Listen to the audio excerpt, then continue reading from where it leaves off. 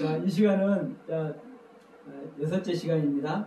요한계시록 1장 9절 10절을 우리 같이 한번 봅시다. 나 요한은 너희 형제요 예수의 환난과 나라와 참음에 동참하는 자라. 하나님의 말씀과 예수의 증거를 인하여 반모라는 섬에 있었더니 주의 날에 내가 성령에 감동하여 내 뒤에서 나는 나팔 소리 같은 큰 음성을 들으니. 아멘. 지금 계속 말씀드리지만 지금 11절에서 너는 이 책을 써서 에베소, 서머나, 버가모, 두아디라, 사대, 빌라델피아, 라오디게에 보내라 그러죠. 그런데 어디서? 반모섬에서. 이 반모섬에서. 근데 문제는 반모섬에 있었더니 그렇게 말씀하고 있죠. 반모섬에 있었더니, 반모섬은 이제 우리가 지명이니까 이제 말할 필요도 없이 이 있었더니라는 단어입니다. 이 있었더니. 반모섬에 있었더니. 그러면 실제로 요한이 그 반모섬에 그 유황을 캐는 그 광산이 있었대요. 그러니까 이 요한 그냥 죽어도 끓는 물에 끓는 기름가마에 집어도 안 죽으니까 그 유황은 그 유황 독이 있잖아요. 그러면 그 뜨거운 유황 저기 나오는 데서 그걸 덩어리를 가득 캐내야 되니까 거기서 가는 사람은 얼마나 무사하고 다 죽어. 우리 인간들도 이게 실질적으로 있었던 얘기. 예. 그러니까 이제 이 사도 요한을 끓는 기름가마에 집어도 안 죽으니까. 아니 거기 유배 죄인들의 유배대에서 간 그곳이잖아. 그렇죠. 그러니까 실제로 그 반모섬에 그 유황 강산에 가 있었던 거예요. 그런데 이제 이 부분을 설명하려고 거예요. 있었더니 이 반모섬에 실제로 있었던 것입니다. 이 반모섬에 실제로 있었어요. 근데 제가 항상 얘기지만 우리가 그 상황을 인식을 하고 그 상황을 아는 것도 중요하지만 문제는 뭐냐면 그 상황을 성경이 어떻게 기록하고 있는가, 그 상황을 통해서 우리에게 무슨 가르침을 주려고 하는가, 이게 중요한 거예요. 이게 성경의 내용이거든요. 우리는 우리 인간의 생각으로, 인간의 사고로 성경을 해석하고 하나님의 말씀을 재해석하려고 노력을 해. 그게 저는 부적격으로 얘기하는 거 아닌데 그렇게 할 수밖에 없는 거예요, 우리는. 근데 중요한 것은 뭐냐면 하나님은 경전이라는 그 의미로, 성스러운 하나님의 말씀이라는 그 의미로, 왜? 우리를 구원하는 말씀이니까 성스러운 말씀이잖아요. 하나님을 만나게 하는 말씀이니까 성스러운 말씀이잖아요. 그러면 하나님을 만나게 하는 방법이 뭐냐? 너희들을 구원으로 이끄는 방법이 뭐냐? 그것을 모든 성경 사건을 통해서 기록을 하는 거예요. 그래서 성경을 기록된 그 한 단어 한 단어 속에 하나님의 뜻이 있는 거예요. 그래서 여기서도 반모섬에 있었다 이거예요. 반모섬에 있었다. 그런데 이 있었더니라는 단어가 기노마이라는 단어입니다. 기노마이라는 단어. 이 단어는 태어나다, 탄생하다, 낳다, 생기다, 이루다. 말씀을 이루는 것입니다.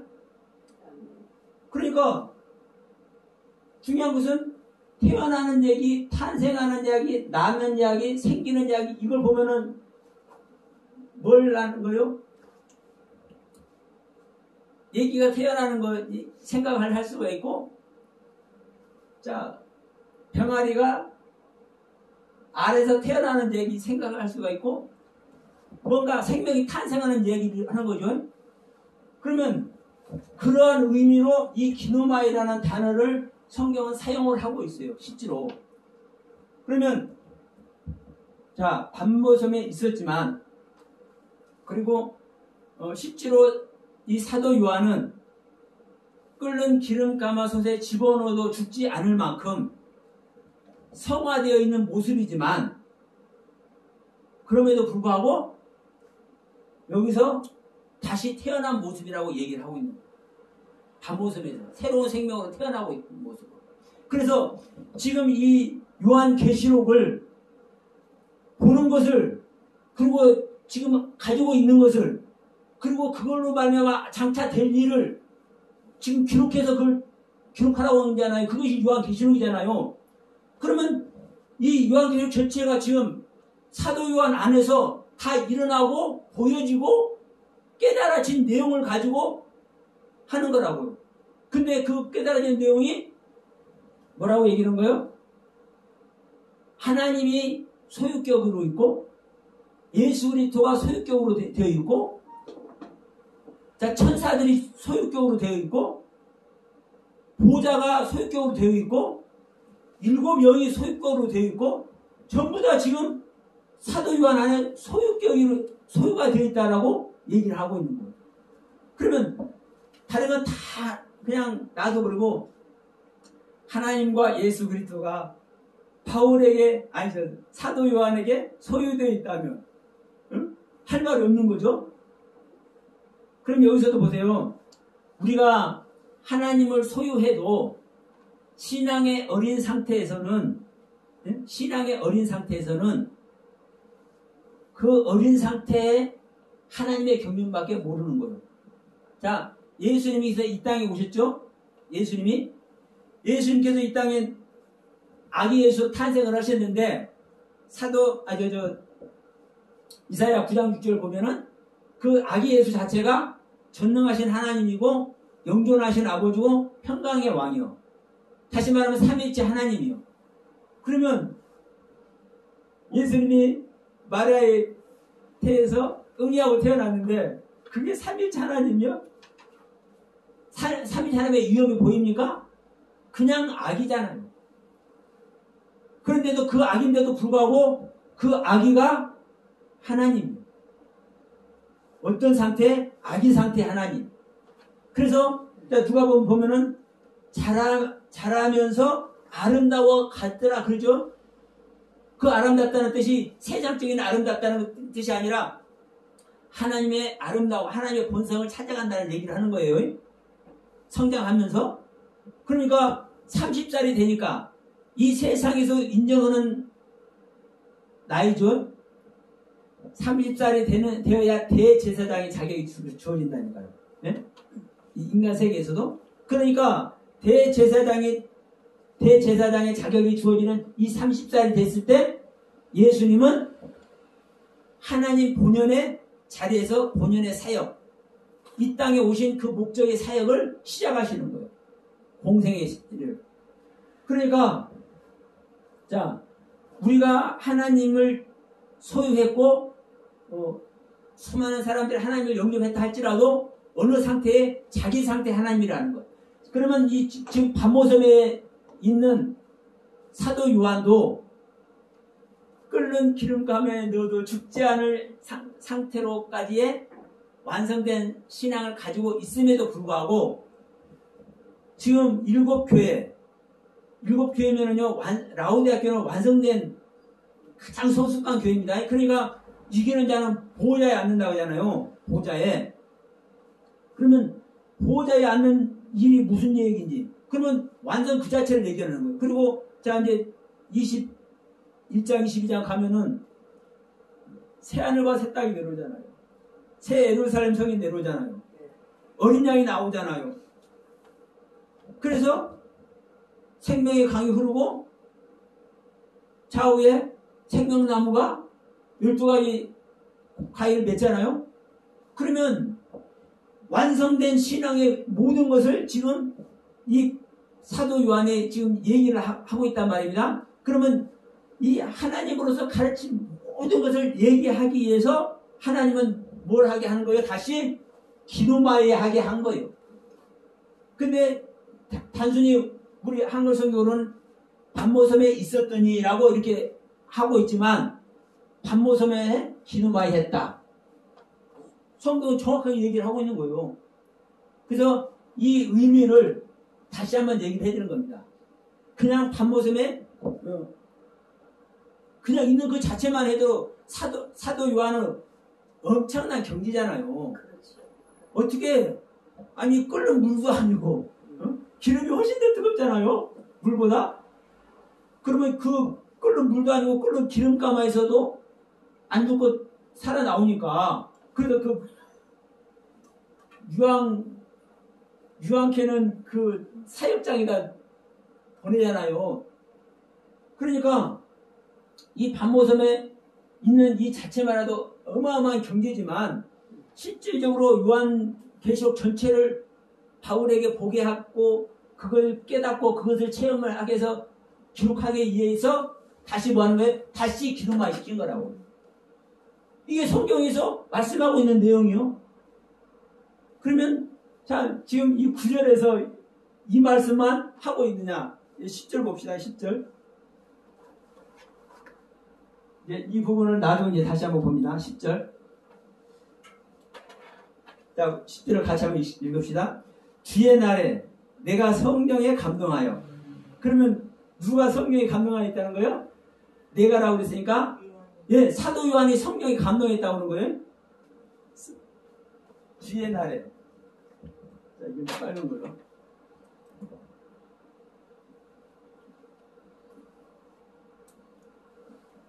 내가 성령에 감동하여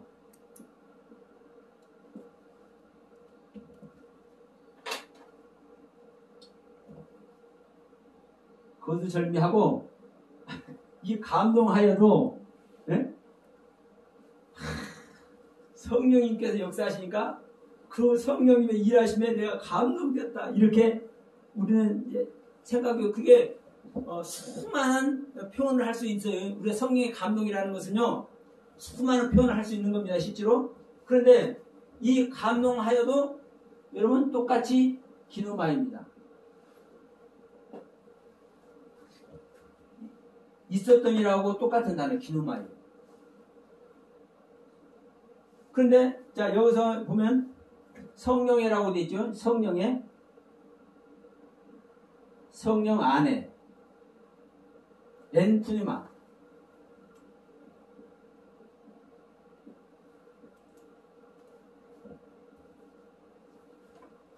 성령 안에 감동되어 있는 거예요. 지금 우리가 성령에 감동했다면 성령님께서 역사하실 때 그 성령님께서 주시는 그 은혜에 내가 감동됐다 이렇게 생각할 수 있지요. 그러나 엔푸니마라는 것은요, 성령 안에. 그러면 지금 사도 요한이 성령 안에 있는 거예요. 사실 똑같은 말로 들을 수도 있지만, 자, 밖에서 말하는 말씀과 밖에서 하나님께서 가르치는 이 말씀과 내 안에서 생명대에서 내 안에서 가르치는 말씀과는 다른 겁니다. 그래서 임마누엘이 정말 이게 중요한 내용인 거예요. 성령님께서 나와 함께한다는 이 이야기가. 그러니까 내가 성령에 감동하여 성령 안에서 기노마이에서, 다시 한번 얘기하는 거예요. 기노마이라는 단어. 우리가 지금 반모섬에 있었다라는 것이 기노마이라는 건 조금 전에 얘기했죠. 태어나다, 탄생하다, 낳다, 생기다, 이루어지다. 그러면 여기도 주의 날이에요. 주의 날에. 주의 날도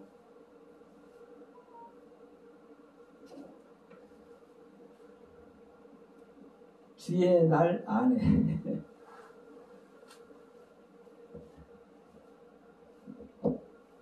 어느 날을 지칭하는 것 같지만 이미, 자 보세요. 우리가 이제 그 안식일을 지키느냐 안 지키느냐 이 이야기도 있을 수 있어요. 그러면 자, 유대인들은 안식일을 지키라고 발버둥 쳐요. 그러잖아요. 그런데 예수님께서 와서 안식일을 뭐 해버렸어요? 일부러 어겼어. 야, 얘들아, 나하고 같이 가자 하면서 안식일에 밀밭 사이를 거니면서 밀을 비벼 먹고, 일부러 안식일 어긴 거예요, 예수님께서. 그러면 이 부분인 거예요. 지금 제자들은 안식일 어긴 거예요, 안 어긴 거예요? 제자들은 예수님과 같이 있는 것은요, 안식일 안에 있는 거예요. 안식 안에 있는 거라고. 그럼 다른 사람들이 볼 때는 지금 예수님하고 그 제자들하고 안식일 어기고 있잖아요. 지금 회당에 가서 지금 말씀을 보고 기도를 하고 지금 해야 될 판인데 그 회당에 가지 않고 지금 밀바사리로 지금 다니고 있잖아. 배고프다고 밀도 비빔 먹으면서. 그 제3자가 볼 때는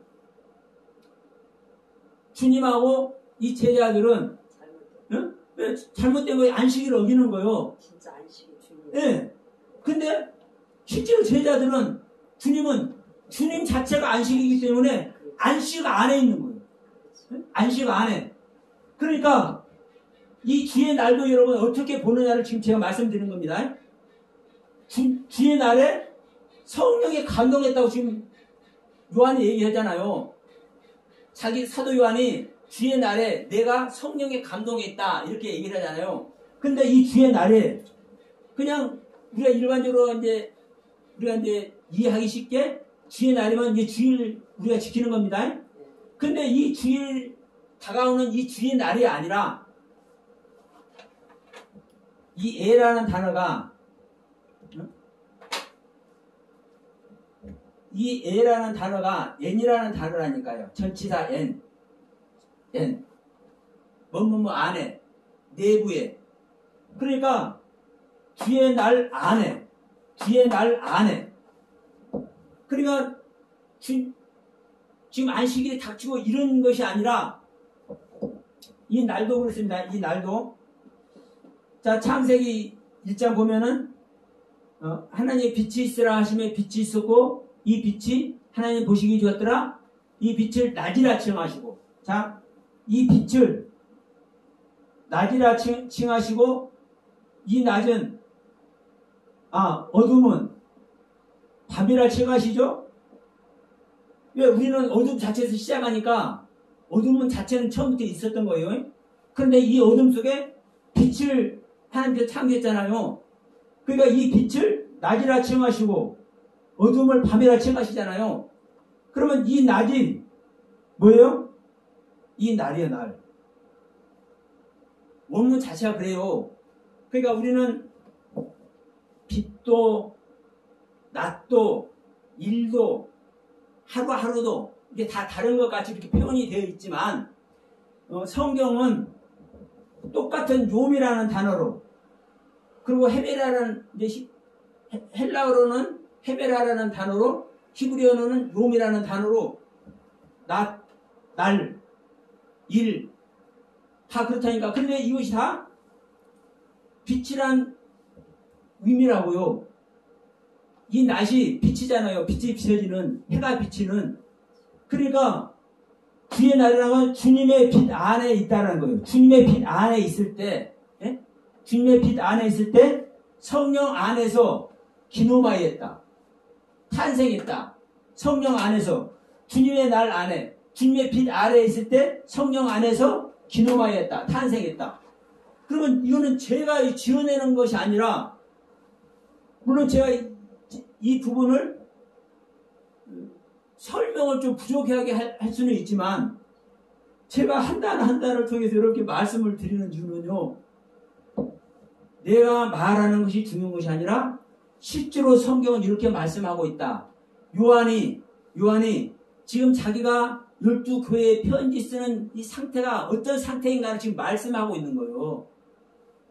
지금 반모섬에 끌려가는 이 상태만 돼도 어마어마한 은혜 안에 있는 상태지만, 사실 내가 주의 날에 하나님의 빛의 은혜 안에 있을 때 성령 안에서 내가 다시 기노마에서 7교회에게 내가 편지 쓰는 거야. 그래서 지금 이게 10절 내용이고 11절에서 그렇게 얘기를 하잖아요. 가로되 너 보는 것을 책에 써서 에베소, 서머나, 버가모, 두아디라, 사데, 필라델피아, 라오디아 7교회에 보내라.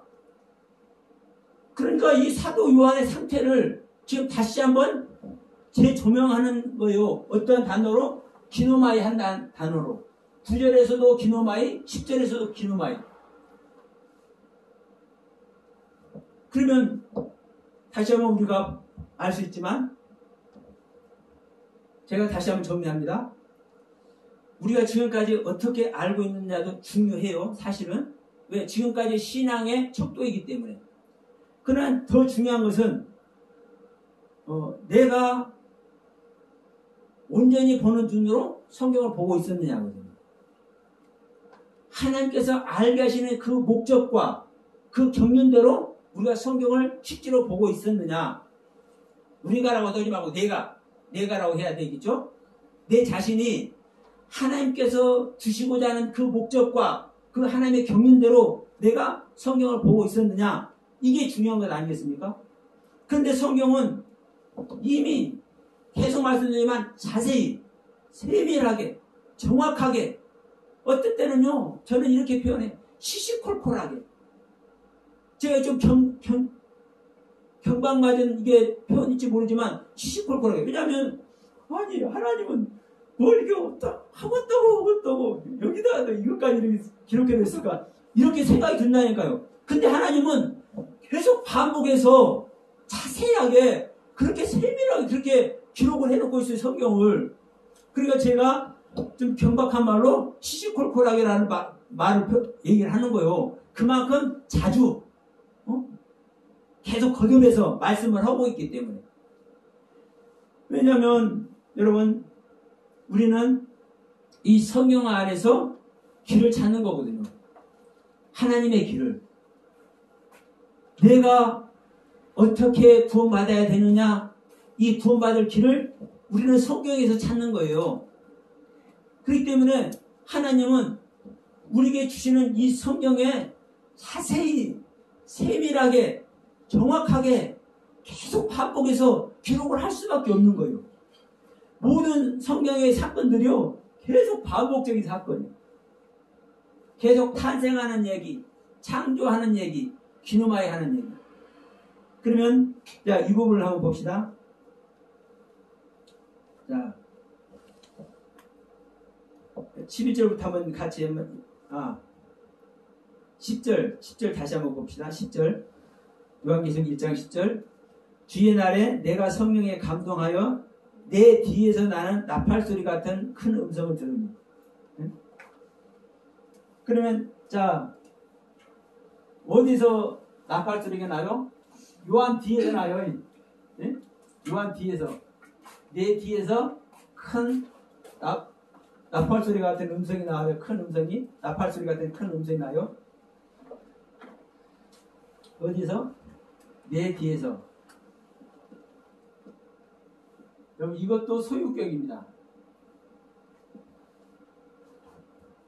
그러니까 요한이 있었고 요한이 여기 어느 장소에 서 있으면 그 뒤쪽에서 이제 소리가 나는 걸로 이렇게 들려지잖아요.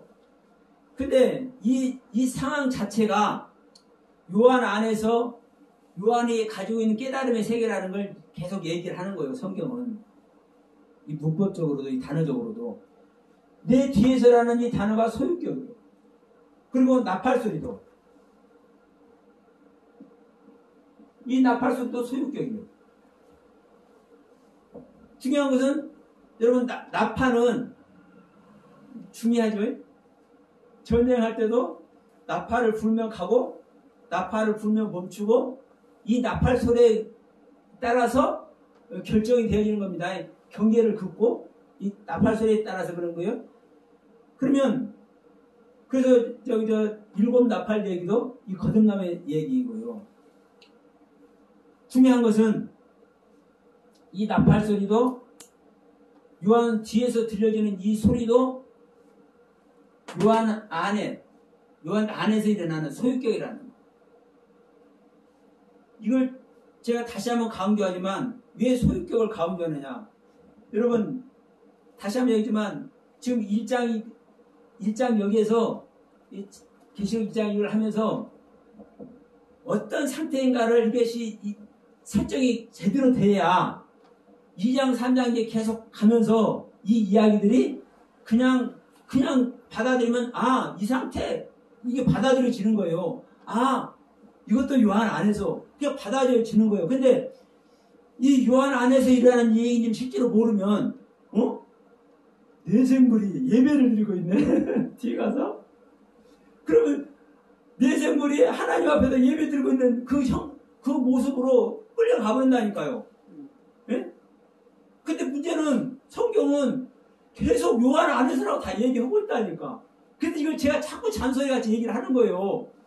요한 안에서 일어나는 모든 사건인 것이, 그리고 그것을 기록해서 보여달라고 하는 것이, 그러면 기록된 모든 내용이 요한 안에 있는 거잖아요. 요한이 소유하고 있는 내용이고. 그래서 제가 지금 계속 잔소리같이 이걸 하는 거예요.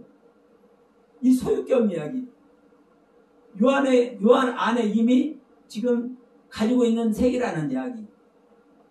그래서 여러분 듣기 싫더라도 1장 끝날 때까지 좀 들으시기 바랍니다.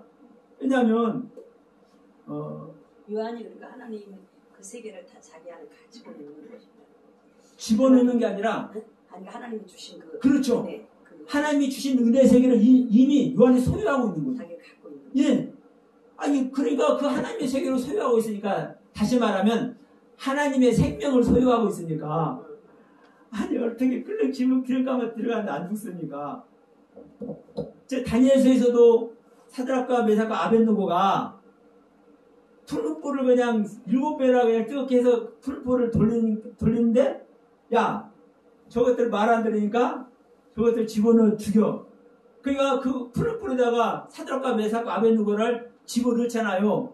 근데 그들 집어넣는 병사들은 죽어버렸어.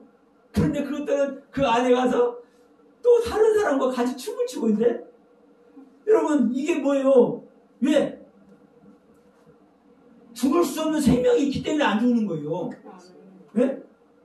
네. 사드락과 메삭과 아벳느고도 그 안에서 누가 같이 있는 거예요? 죽을 수 없는 생명과 연합되어 있기 때문에 안 죽는 거예요.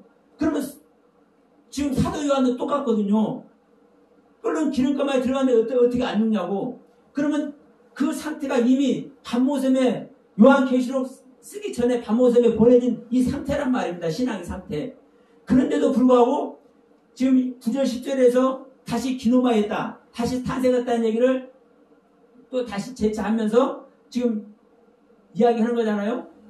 그리고 이미 요한 안에는 하나님의 세계가, 하나님의 생명 그 자체가 이미 실제되어 있고, 그 하나님의 생명이 실제되어 있기 때문에 소유된 하나님, 소유된 예수 그리스도, 소유된 보좌, 소유된 7명이 그래서 나오는 거라니까요. 네? 그래서 이 부분만 우리가 제대로 성찰이 되고 우리 안에 기록을 해버리면, 지금 이후에 나오는 어떠한 사건들도 요한이 이거 보고, 자기 안에서 보고 기록한 내용이거든요. 지금 그렇잖아요. 다시 한번 우리 19절 봅시다. 1장 19절. 그러므로 네가 본 것과 이제 있는 일과 장차 될 일을 기록해라. 그렇게 해서 7 교회에게 보내는 거잖아요. 여러분, 요한 안에 있는 것을 다 기록하는 거예요. 지금 어디서도 말씀하고 있습니까? 자, 2절에서 그러죠. 요한은 하나님의 말씀과 예수 그리스도의 증거, 곧 자기의 본 것을 다 증거해야 됩니다. 이 예언의 말씀을, 다 증거한 이 예언의 말씀을 읽는 자와 듣는 자들과 그 가운데 기록한 것을 지키는 자들이 복이 있나니 때가 가까웁니다. 그러니까 이것을, 자기가 본 것을 다 기록했는데, 이 다 기록한 것이 계시록 내용이라니까요. 계시록 전체 내용. 계속 지금 요한은요, 자기 안에 있는 것을 기록한 것이라고 성경을 통해서 계속 얘기하고 있는 거예요. 그래서 지금 11절에서, 이 10절에서 나팔소리 같은 큰 음성을 듣고, 그 음성이 뭐라고 얘기한 겁니까? 야, 너는 에베소, 서머나, 두아디라, 버가모 두아디라, 사대, 필라델피아, 라우디게아, 이 7 교회에 네가 쓴 거 보내. 그래서 이 7 교회가 어떤 존재가 돼야 돼? 온전한 신앙의 경륜으로 나가는 자가 돼야 돼. 그러면 자, 가장 어린 교회가 에베소 교회고 가장 성숙한 교회가 라오디아 교회입니다. 자, 이 동영상 보시는 분들, 오늘 처음 보시는 분들, 가장 성숙한 교회가 라오디아 교회라니까 이상하게 볼 수 있어. 당연합니다. 대부분 다 라오디아 교회는 다 되지 말아가니까. 근데 여러분, 성경을 자세히 나왔습니다. 기대하셔도 됩니다. 라오디아 교회가 가장 성숙한 교회예요. 에베소 교회가 가장 어린 교회. 그 다음 어린 교회가 서머나 교회. 왜 그런지 자세히 성경에 기록되어 있어요. 자, 그래서 자 12절 봅시다. 12절. 몸을 돌이켜 나더러 말하는 음성을 알아보려고 하여 돌이킬 때에 7 금촛대를 보았는데 촛대 사이에 인자 같은 이가 발에 끌리는 옷을 입고 가슴에 금띠를 띠고 머리와 털에 희가 흰 양털 같고 눈 같으며 그의 눈은 불꽃 같고 그의 발은 풀무에 단련한 빛난 주석 같고 그의 음성은 많은 물소리 같으며 그 오른손에 7별 있고 그 입에 좌우에 날성검이 나오고 그 얼굴은 해가 힘있게 비치는 것 같더라. 자, 여기서 다 나오죠. 좌우에 날성검도 나오고. 자, 이게 예수 그리스도의 모습입니다. 이게 예수 그리스도의 모습인 거예요. 지금 12절서부터 15절, 16절 말씀까지 이게 예수 그리스도의 모습이에요. 근데 이 예수 그리스도가 7 금촛대 사이를 왔다리 갔다리 하죠. 근데 이 금촛대는 뒤 가서 뭐라고 합니까? 7 촛대는 7 교회고 7 별은 7 교회에 보내는 사자라고 얘기해요. 그러니까 다 말씀입니다. 사자를 여러분 하나님께서 보내는 사자가 암놈인지 순놈인지 모르겠지만 그 사자가 왕의 모습을 하고 하는지 장군의 모습을 하고 하는지 모르겠지만 여러분 말씀인 것을 믿으시기 바랍니다. 사람을 보낸다 할지라도 짐승의 사자를 보낸다 할지라도 그게 짐승의 사자로 표현되는 말씀이고 사람의 그 모습으로 표현되는 말씀의 세계인 거예요. 결국은. 그러면 지금 이 7 교회에 보내는 것도 이 7 교회를 세우기 위해서 7 교회에 보내지는 메시지거든요. 그렇지 않습니까? 이 7 교회를 세우기 위해서 7 교회에 보내지는 메시지예요. 근데 이제 제가 여기서 이 이야기를 잠깐 할게요. 어느 분이 이런 소리를 해.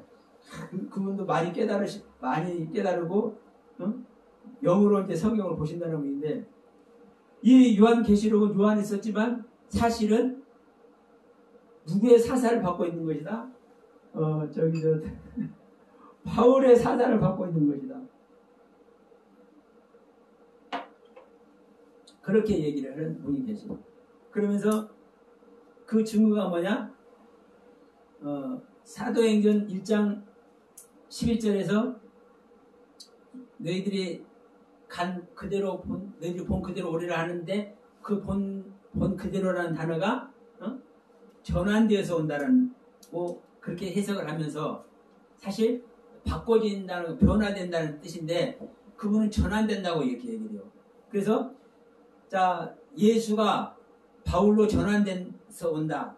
그러니까 지금 계시록에 전환돼서 오는 이 예수가 누구나 바울이다. 이렇게 얘기를 해. 그러면서 어떤 얘기를 하느냐? 그 증거로 7 교회에 주님께서 와서 왔다리 갔다 하는데 발에 끌리는 옷을 입지 않느냐. 응? 그러니까 우리가 들을 때는 그럴듯해요. 바울이 실제로 키가 적었어요. 바울이 실제로 키가 적었으니까 발에 끌리는 옷이 길어갖고 발에 키가 작으니까 발에 끌리는 옷을 입고 7 교회를 돌아다니면서 바울이 실제로 7 교회를 전도를 했잖아요. 바울이. 그러니까 이런 얘기를 해요. 근데 그것이 일리가 있어 보이지만 이 바울의 발에 끌린다라는 이 단어도 여러분 발에 닿는다는 뜻이에요. 발에 옷이 발에 닿는다는 뜻이에요. 그러면 여러분 발은 무엇을 의미합니까? 여러분 발은요 행동을 얘기해요. 행동 실행시키는. 머리에서 아무리 짠해서 귀한 은혜 세계의 말씀을 내놓아도 내 입에서 아무리 메시지를 내놔도 발이 일을 안 하면 돼요? 안 돼요? 여기서 왜 이렇게 메시지 안 나와? 근데 발이 일을 하면 그 메시지가 필요한 곳에 이 발이 가게 하잖아요. 그런데 이 발은 행동을 상징한다니까, 행동을. 그러면 옷은 뭡니까? 옷은요? 의를 나타내요, 의를. 하나님의 의. 그 하나님의 입은 자기의 의. 그러면 그 입어진 의로움이 어디까지 닿은 거예요? 행동하는 발에까지 닿은 거예요. 이것을 옷이 발에 닿았다. 이것을 우리 한글 성경은 끌린다고 이렇게 번역을 해놨지만 정확한 원문의 그 원문 단의 뜻은 옷이 발에 닿는다예요. 옷이 발에 닿는다. 그러면 이게 무슨 뜻이에요? 의의 의로움이, 요한의 의로움이, 다시 말하면 주님의 의로움이죠. 하나님의 의니까 지금 12절서부터 16절까지 주님의 모습을 지금 표현하고 있잖아요. 아니 누가 양털 같고 눈 같고 빛난 주석 같고 그렇습니까? 불꽃 같고 많은 물소리 같고 주님이에요. 주님. 네? 주님의 모습이라고. 그 주님의 모습이 하나님의 의가 일곱 교회를 말씀으로 다니는 그 하나님의 의가 행동하는 발에 닿아 있다 이 말이에요. 그래서 그 행동하는 발에 닿아 있기 때문에 일곱 교회를 다니면서 그 교회, 일곱 교회에 각각 필요한 그 말씀을 증거하고 있다라는 이 말씀을 지금 여기서 이렇게 표현하고 있는 거예요. 그런데 이런 부분을 바울이 키가 적어서 발에 끌리는 옷을 입었다? 아니, 그분이 몸은 아니면 말씀을 안 하는 분이야. 그런데 왜 이 부분 원문을 대입을 안 하는지 몰라. 이 발에 끌린다 이 단어만 우리 한글 번역되고 그대로 갖다 써보더라고. 그래서 여러분 정말 중요한 것은 그래요. 우리가 성경을 이렇게도 표현해낼 수 있고 저렇게도 표현해낼 수 있습니다. 그런데 저는 항상 이런 얘기를 해요. 우리가 아까도 했지만 무엇을 찾고 무엇을 구하고 무엇을 두드릴 것이냐.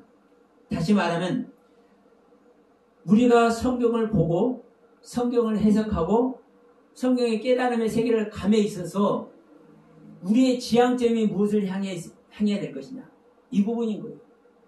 우리가 지향해야 될 부분이 어떤 부분이냐. 하나님의 생명으로 하나님의 생명의 경륜으로 방향을 맞추면 안 풀릴래 안 풀릴 수가 없는 거예요. 모르는 세계도 알아줘.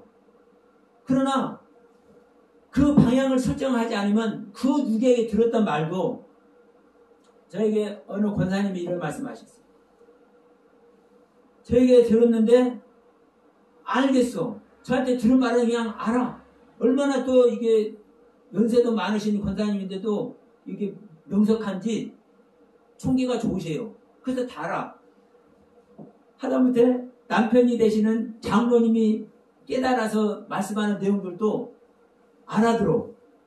그런데 목사님이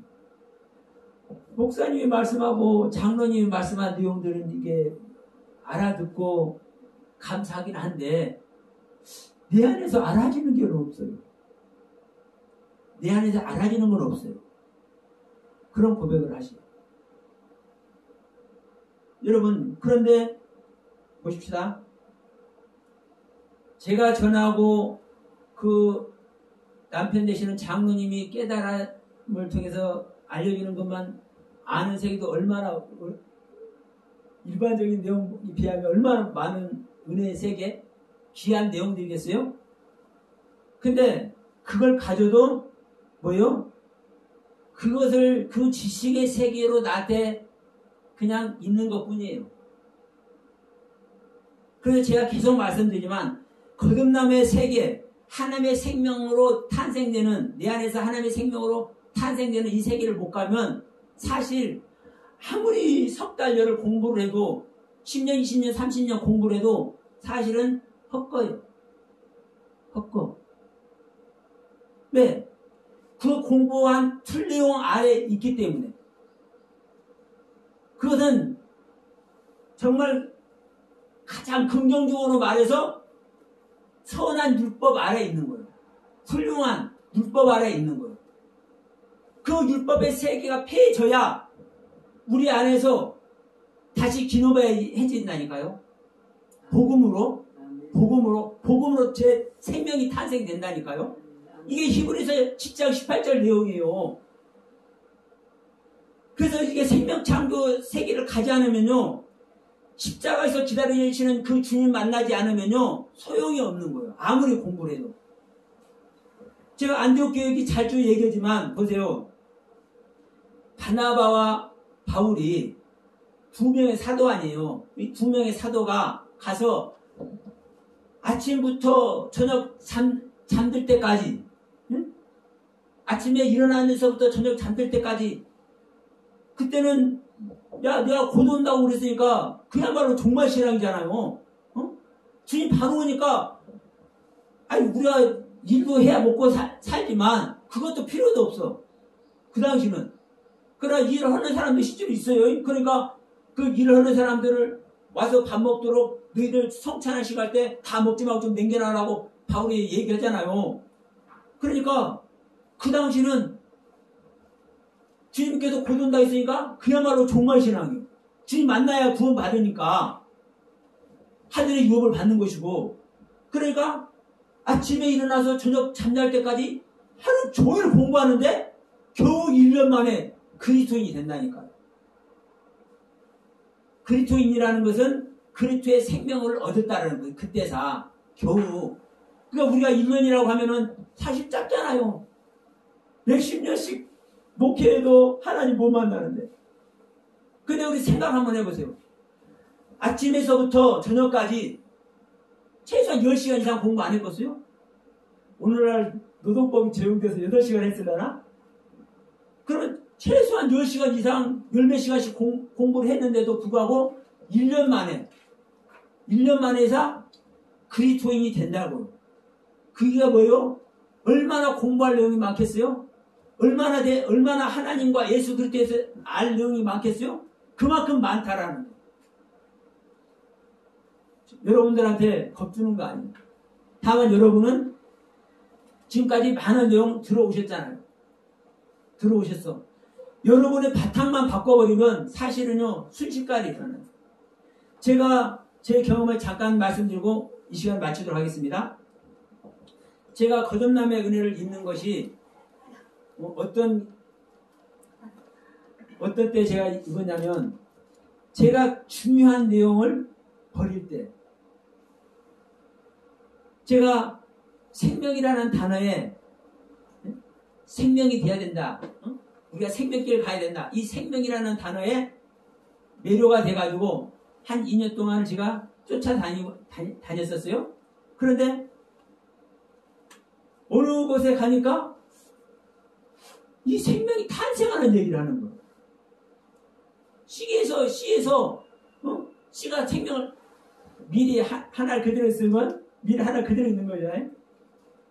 이게 그 밀 안에 하나님의 모든 생명을 담고 있잖아요.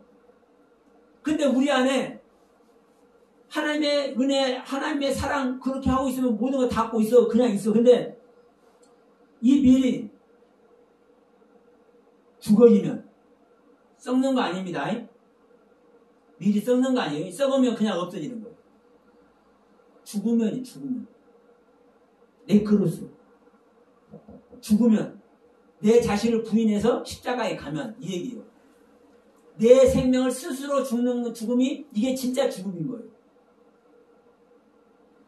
내가 죽으면 미랄이 땅에 떨어져 죽으면 열매를 맺는 거예요. 그래서 제가 그 2년 동안 생명이라는 단어에 매료돼가지고 쫓아다녔지만 생명이 탄생해야 된다는 이 메시지를 내가 들으면서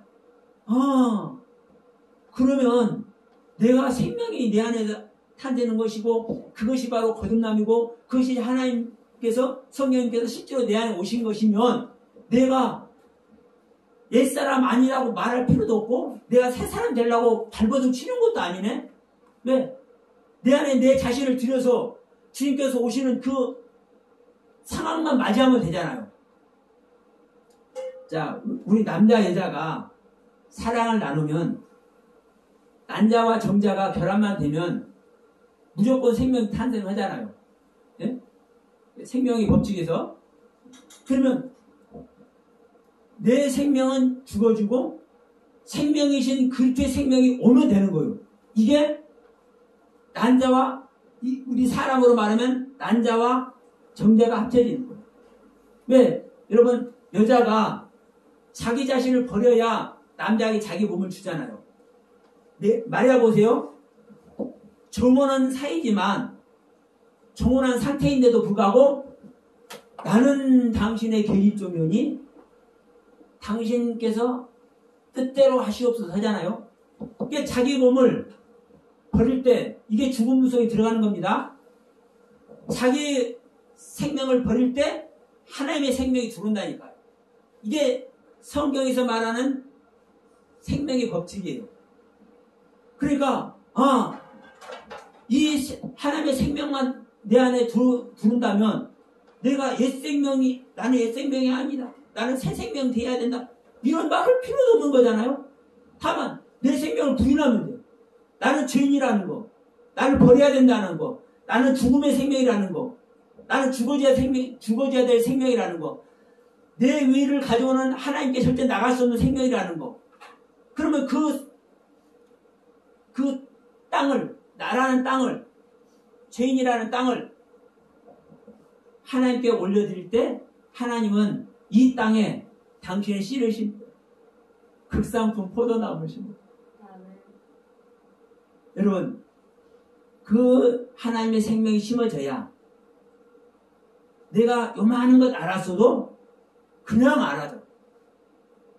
근데 귀한 목사님, 생명을 전하는 목사님으로부터 어마어마한 것을 알았어도 내가 내 생명이 그리스도의 생명으로 탄생되지 않으면 어마어마한 것 갖고 있어도 소용이 없어. 이게 베드로의 모습이라고 제가 지난번에도 잠깐 말씀드렸습니다. 베드로가 비밀을 알았어. 주는 그리스도시요 살아계신 하나님의 아들인 걸 알아버렸는데 이것을 주님은 뭐라고 그래? 야 베드로야 그건 네가 아는 것이 아니라 아버지가 너한테 가르쳐준 거야. 그럼 베드로는 아버지의 뜻대로 오만큼도 틀리지 않게 정확하게 알고 있잖아요. 근데 그것을 알고 있어도 자기가 거룩한 영이 안 되고 거룩한 영과 연합이 안 되니까 뭐래요? 하나님의 경륜을 따르지를 못해. 그래서 예수님께 바로 뭐라고 얘기합니까? 야 이놈아 너는 사단이야 소리 듣는 거야. 우리 똑같습니다. 내가 하나님의 생명과 연합돼서 탄생되지 않으면 아무리 어마어마한 성경 66권을 달달 외우고 모든 인간적인 모습으로 다 성경 전체를 마스터하고 있다 할지라도 누구같이? 욥과 같이 그렇게 마스터하고 있다 할지라도 하나님께서 인정하지 않습니다. 그 생명은 죽어질 생명이고 썩어질 생명, 육신의 생명. 그러나 분명한 것은 썩어질 것 안에 썩지 않은 것을 심고 죽을 것 안에 죽지 않은 것을 심어버리면 요만한 거 두르는데. 그래서 주님께서 말씀하잖아요. 야, 네 안에 왜 우리는 귀신도 못 쫓아내고 그러니까 야, 너희 안에 믿음이 없다. 너희에게 겨자씨 하나만한 믿음만 있어도 아니, 겨자씨 따기 때는 보이지도 않는데, 응? 그 보이지도 않은 그 겨자씨 하나할 만한 믿음만 있어도, 야, 저 바다도 없어질 수도 있고, 이 뽕나무도 뽑혀가지고 다른 데 심겨버릴 수도 있어. 뭔 소리고요? 문제가 없어진다는 거예요. 모든 문제가. 어떤 믿음이요? 겨자씨 하나할 만한 믿음. 그러니까 여러분, 우리가 성경 비밀, 엄청난 큰 비밀 수도 없지만 이것은 정말 아는 것 중요합니다. 그러나 더 중요한 게 뭐예요? 내 자신을 버리고 들을 것이냐 안 들을 것이냐, 내 안에서 그렇게 생명 탄생하게 할 거냐 안 할 것이냐, 이게 여러분 초점을 맞춰야 되는 거예요. 여기에 방향성을 맞춰서 모두가 하늘의 유혹을 받는 저하고 여러분들 다 되시길 바라면서 오늘 말씀 마치도록 하겠습니다. 감사합니다.